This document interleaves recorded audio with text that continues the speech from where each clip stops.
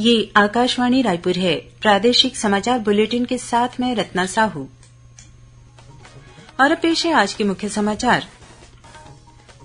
प्रधानमंत्री नरेंद्र मोदी ने आकाशवाणी से मन की बात कार्यक्रम में पहली बार वोट डालने वाले मतदाताओं से लोकसभा चुनाव में रिकॉर्ड मतदान की अपील की।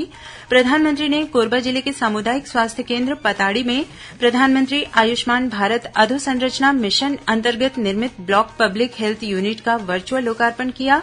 बीजापुर जिले में माओवादियों द्वारा लगाए गए आईईडी की चपेट में आने से एक जवान शहीद। कांकेर जिले में पुलिस के साथ हुई मुठभेड़ में 3 माओवादी मारे गए।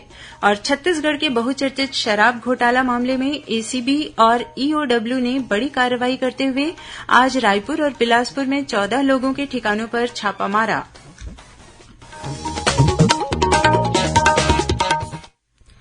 अब समाचार विस्तार से।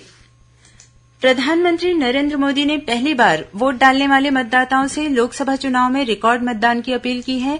आकाशवाणी से मन की बात कार्यक्रम में श्री मोदी ने कहा कि जितनी अधिक संख्या में युवाओं की मतदान प्रक्रिया में भागीदारी होगी, देश के लिए परिणाम उतने ही लाभकारी होंगे। उन्होंने कहा कि उन्हें इस बात की अत्यंत प्रसन्नता है कि निर्वाचन आयोग ने मेरा पहला वोट देश के लिए अभियान शुरू किया है। मैं भी फर्स्ट टाइम वोटर से आग्रह करूंगा कि वे रिकॉर्ड संख्या में वोट करें। 18 का होने के बाद आपको 18वीं लोकसभा के लिए सदस्य चुनने का मौका मिल रहा है, यानी ये 18वीं लोकसभा भी युवा आकांक्षा का प्रतीक होगी। इसलिए आपके वोट का महत्व और बढ़ गया है।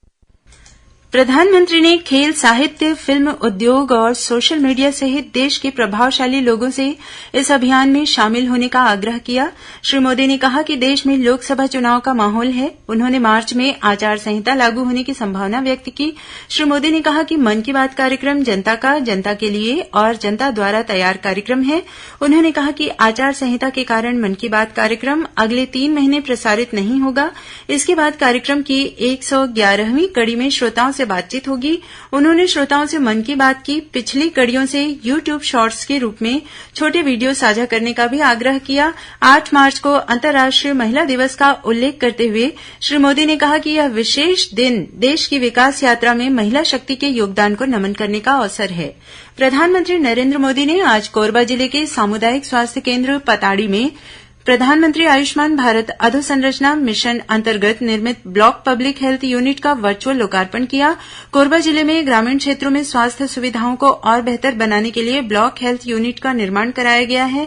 इस मौके पर प्रधानमंत्री ने छत्तीसगढ़ के 3 प्रमुख औद्योगिक क्षेत्रों कोरबा, रायगढ़ और भिलाई के श्रमिकों को बधाई देते हुए कहा कि इन औद्योगिक क्षेत्रों के श्रमिकों को अब इलाज के लिए महानगरों की ओर नहीं जाना पड़ेगा। उन्हें अपने क्षेत्र में ही बेहतर इलाज की सुविधा मिल सकेगी। इस मौके पर छत्तीसगढ़ के श्रम मंत्री लखनलाल देवांगन भी उपस्थित थे। भारत निर्वाचन आयोग ने लोकसभा चुनाव से पहले अधिकारियों के तबादले को लेकर नए दिशा निर्देश जारी किए हैं। अपने निर्देश में आयोग ने राज्य सरकारों से कहा है कि 2 संसदीय निर्वाचन क्षेत्रों वाले राज्यों और केंद्र शासित प्रदेशों को छोड़कर सभी राज्य यह सुनिश्चित करें कि जिन अधिकारियों का तबादला जिले के बाहर किया गया है, उन्हें उसी संसदीय क्षेत्र के किसी अन्य जिले में नियुक्त नहीं किया जाए। आयोग ने कहा कि उसकी स्थानांतरण नीति का पालन किया जाए। आयोग ने उन सभी अधिकारियों को स्थानांतरित करने का निर्देश दिया है जो या तो अपने गृह जिले में तैनात थे या एक स्थान पर 3 साल पूरा कर चुके हैं। इसमें वे अधिकारी भी शामिल हैं जो चुनाव कार्य में सीधे या पर्यवेक्षक की भूमिका से जुड़े थे। आयोग ने सभी राज्यों को अब तक हुए तबादलों का इस आधार पर समीक्षा करने के निर्देश दिए हैं। बीजापुर जिले के मिरतुर थाना क्षेत्र में आज माओवादियों द्वारा लगाए गए आईईडी की चपेट में आने से एक जवान शहीद हो गया है। मिली जानकारी के अनुसार बेचापाल कैंप से छत्तीसगढ़ सशस्त्र बल के जवान कुतुलपारा की ओर सर्चिंग के लिए निकले थे। इसी दौरान पदमपारा के पास माओवादियों ने आईईडी विस्फोट किया, जिसकी चपेट में आने से बेचापाल में पदस्थ प्रधान आरक्षक राम आशीष यादव शहीद हो गए। घटना के बाद सुरक्षा बलों ने क्षेत्र में गश्त तेज कर दी है। वहीं कांकेर जिले के भोमरा और हुड़तरई के जंगल में आज सुबह पुलिस के साथ हुई मुठभेड़ में 3 माओवादी मारे गए हैं। पुलिस अधीक्षक आईके कल्याण ने बताया कि हुड़तरई के जंगल में माओवादियों के होने की सूचना मिलने पर कल रात सुरक्षा बलों की एक टीम मौके मौके के लिए रवाना की गई थी। आज सुबह सर्चिंग के दौरान हुई मुठभेड़ में 3 माओवादी मारे गए। वहीं 2 महिला माओवादियों के घायल होने की संभावना है। सुरक्षा बलों ने मौके से 3 भरमार बंदूक, मोबाइल और अन्य सामान जब्त किया है। छत्तीसगढ़ के बहुचर्चित शराब घोटाले मामले में एसीबी और ईओडब्ल्यू ने बड़ी कार्रवाई करते हुए आज रायपुर और बिलासपुर में 14 लोगों के ठिकानों पर दबिश दी है।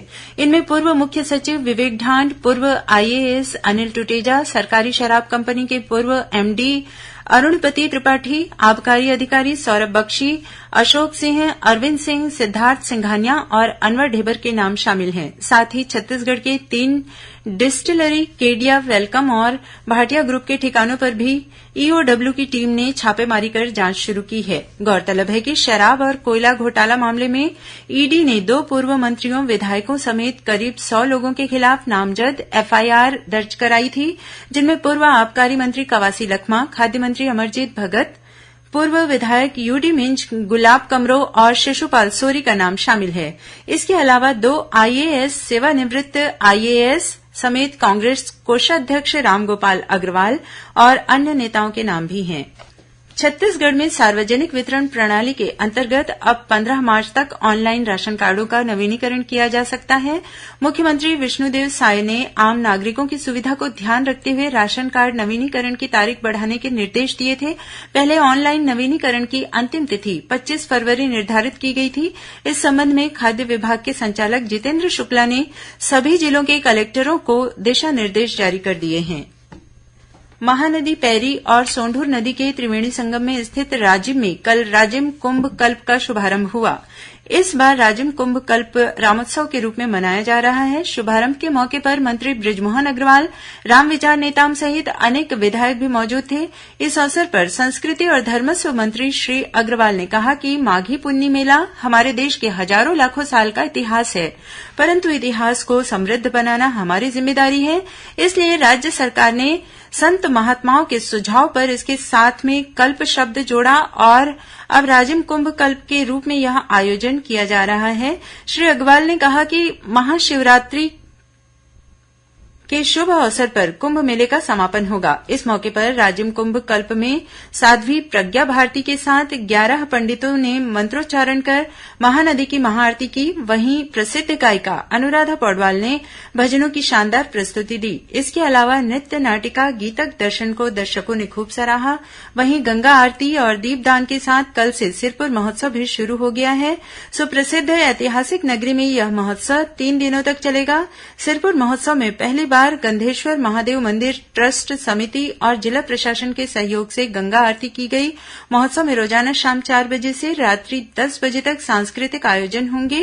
कार्यक्रम स्थल पर सरकारी विभागों से संबंधित 10 स्टॉल लगाए गए हैं, जहां केंद्र और राज्य सरकार की विभिन्न योजनाओं की जानकारी लोगों तक पहुंचाई जा रही है। जिला प्रशासन द्वारा पहली बार पुण्य स्नान के लिए महानदी के तट पर कुंड भी बनाया गया है। और अब पेश है मौसम का हाल। छत्तीसगढ़ के कई जिलों में मौसम का मिजाज एक बार फिर बदल गया है। राजधानी रायपुर में आज दिन भर धूप छांव की स्थिति रही। मौसम विभाग के अनुसार प्रदेश में कल अनेक स्थानों पर हल्की से मध्यम वर्षा होने की संभावना है। वहीं 1-2 स्थानों पर गरज चमक के साथ अंधड़ चलने, आकाशीय बिजली गिरने के साथ ही ओलावृष्टि भी हो सकती है। और अब कुछ खबरें संक्षेप में।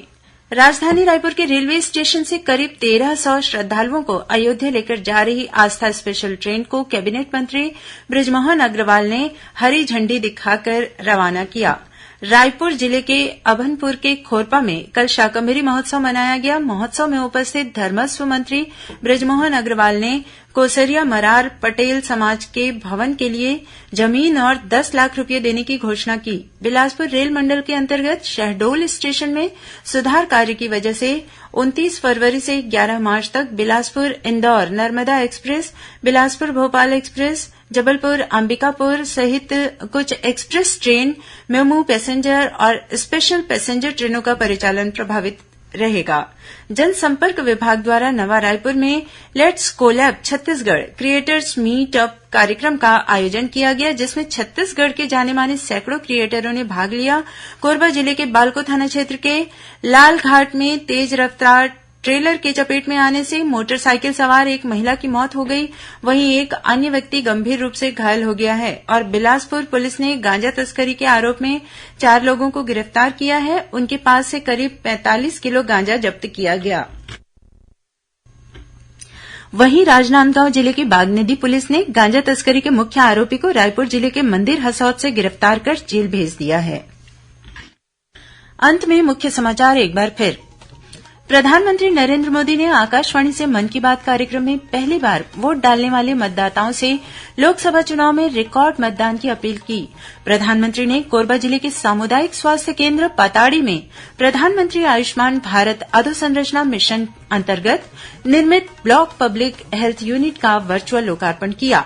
बीजापुर जिले में माओवादियों द्वारा लगाए गए आईईडी की चपेट में आने से एक जवान शहीद। कांकेर जिले में पुलिस के साथ हुई मुठभेड़ में 3 माओवादी मारे गए। और छत्तीसगढ़ के बहुचर्चित शराब घोटाला मामले में एसीबी और ईओडब्ल्यू ने बड़ी कार्रवाई करते हुए आज रायपुर और बिलासपुर में 14 लोगों के ठिकानों पर छापा मारा। इसी के साथ प्रादेशिक समाचार बुलेटिन समाप्त हुआ। नमस्कार।